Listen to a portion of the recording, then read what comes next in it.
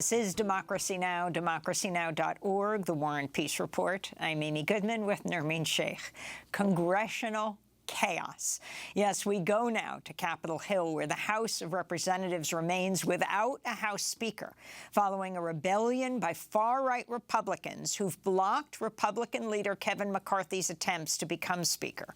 On Wednesday, the House held 3 more rounds of votes, and in each one, McCarthy failed to win the needed 218 votes to become Speaker, even though Republicans hold a slim majority in the House.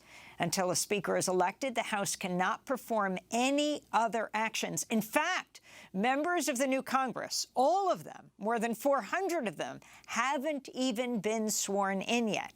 In the 5th and 6th rounds of voting, 20 Republicans backed Byron Donalds of Florida over McCarthy. The leader of the Democrats in the House, Hakeem Jeffries, has so far received the most votes in each round as the entire Democratic caucus supports him. That the total number of votes cast is 433, of which the Honorable Hakeem Jeffries of the state of New York has received 212.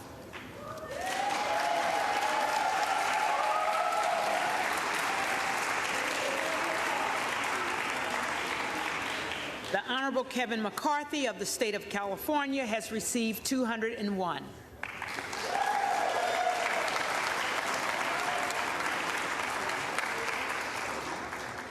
The Honorable Byron Donalds of the state of Florida has received 20.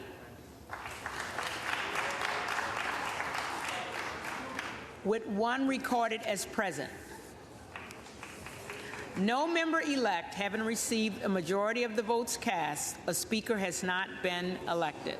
In a moment, we'll go to Capitol Hill to speak with Representative-elect Greg Casar of Texas, who's still waiting to be sworn in. On Wednesday, he appeared on a live Instagram video with New York Congressmember Alexandria Ocasio-Cortez.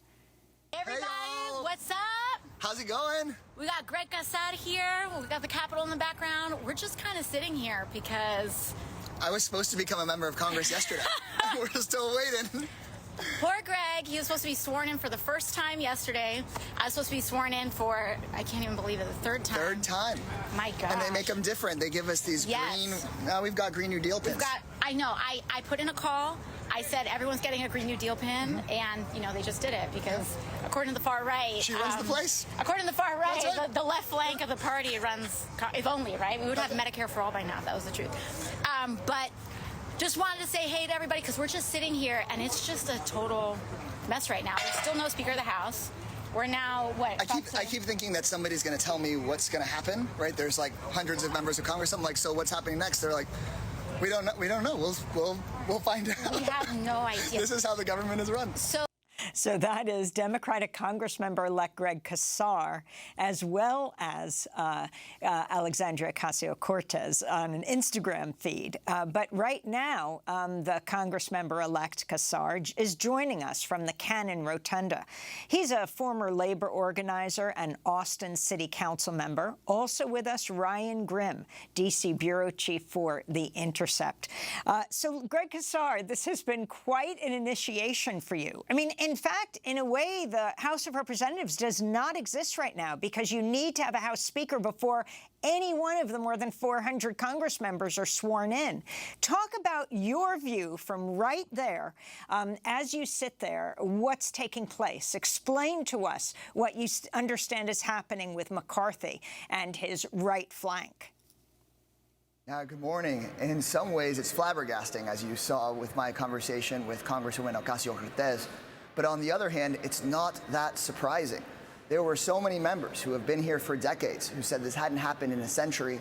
But my feeling is that we should have seen this coming because Kevin McCarthy and the top Republicans in the House have essentially been putting gas in the tank of this kind of Republican extremism and division for so long that, of course, this isn't just a tactic. This is part of their goal. They don't want a functioning federal government that can pass legislation and support working people. They want to continue to drag us further and further to the right, or even just not even have a Congress in the first place. And Greg, could you explain who are the hardline far-right conservatives who are holding up the selection of a House Speaker, the election of a House Speaker? You have essentially the most Trump part of the Republican Party, some real true believers in what I believe is an more authoritarian, much more strongly authoritarian form of government. And what they want to do is essentially change the rules of the House in their favor so that they can push the Republican Party further and further to the right. They're making arguments about how they want a more democratic process, but ultimately it seems to be a process that they want to have more power for themselves to continue to drag the government to the right. And Kevin McCarthy, to them, is essentially too much of a liberal, even though he is ultimately of the extreme right of this country and frankly, of the extreme right for a politician in the world. And so it really is quite a thing to see as they continue to embrace authoritarianism and division. We try to stay united and are trying to build a positive vision for the country and try to show folks that we're going to hopefully be interested in governing if we take back the House here in just 2 years. Is it true that the Democrats are eating popcorn watching this show? I wish I knew where the popcorn stands were. But, you know, apart from the fact that we could laugh some about them sort of being eaten alive by the monster they created, on the other hand, it is terrifying.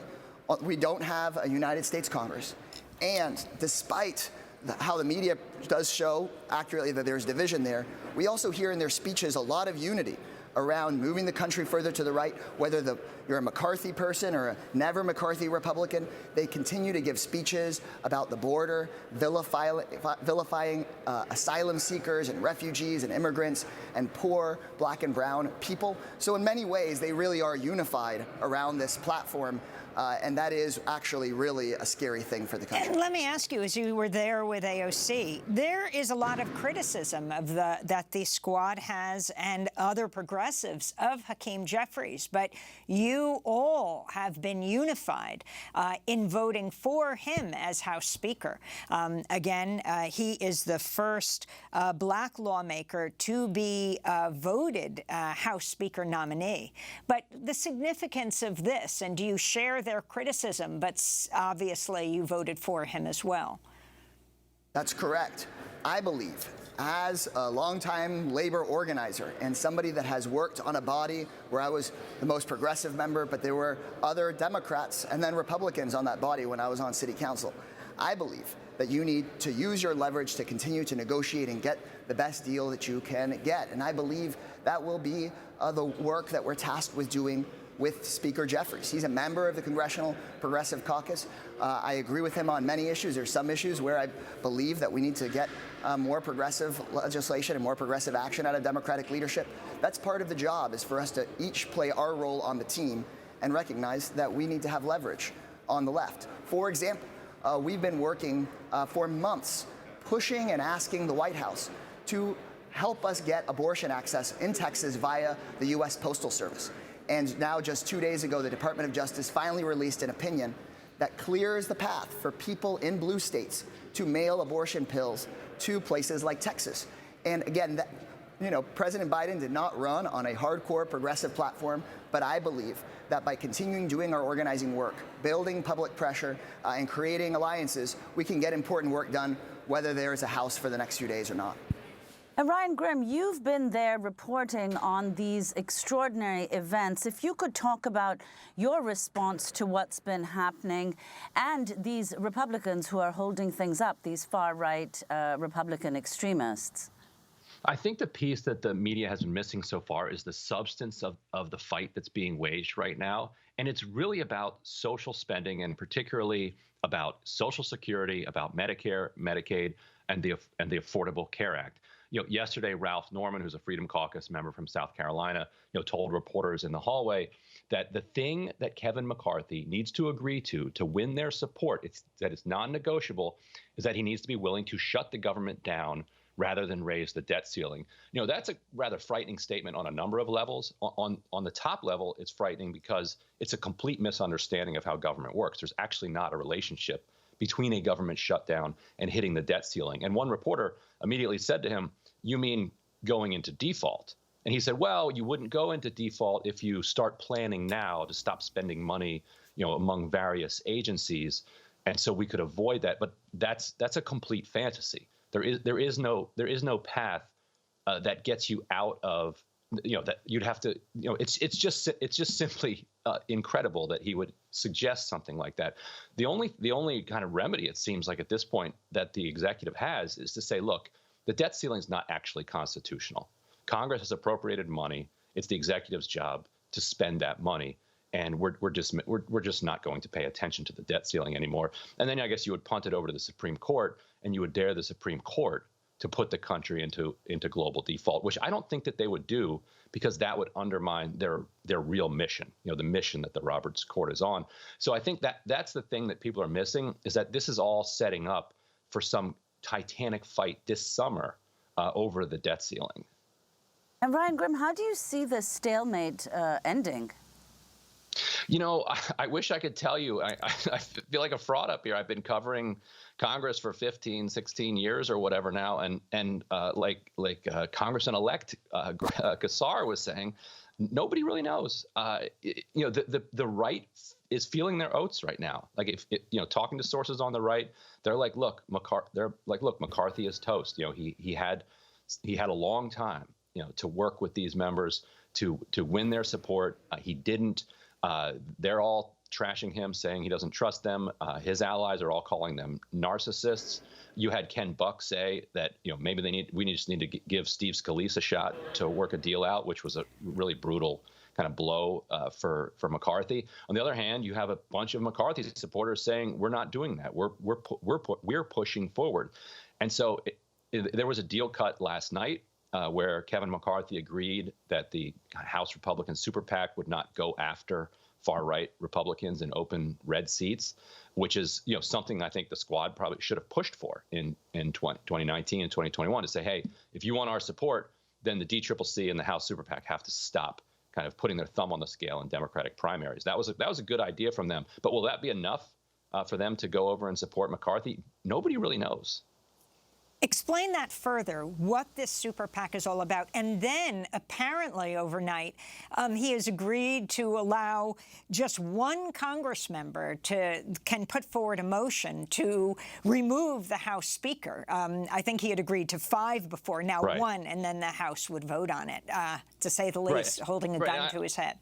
Yeah, and I always thought that was kind of a silly demand, because if you're going to get rid of the Speaker, you're going to need 5 votes anyway. So what's the big deal about needing one person putting forward a motion to vacate the Speaker's chair versus needing 5 signatures to vacate it? But okay, so now McCarthy has even given in to lowering the threshold from 5 down to 1. That would only produce a vote. That wouldn't vacate the chair.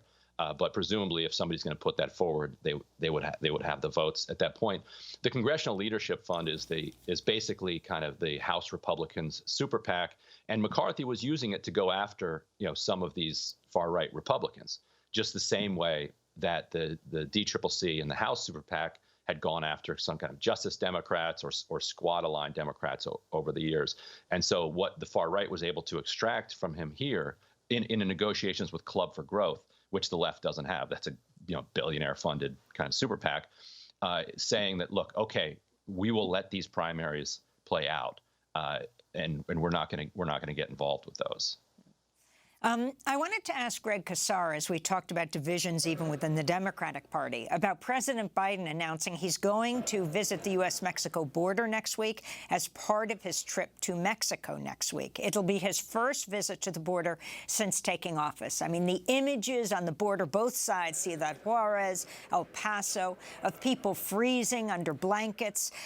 Title 42, the Biden administration has kind of wanted to remove the pandemic policy that has prevented millions from applying for political asylum in the United States, still is in place because of the Supreme Court. What do you want to see happen this next week? And will you be going to the border with him?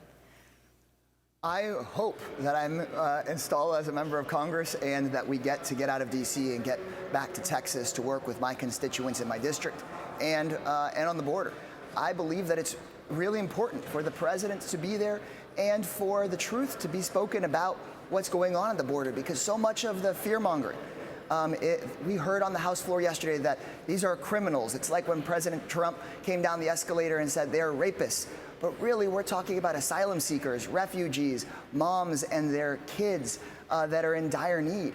I know that our country and our economy will be so much stronger and that we're all better off when immigrants are welcomed into this country and supported.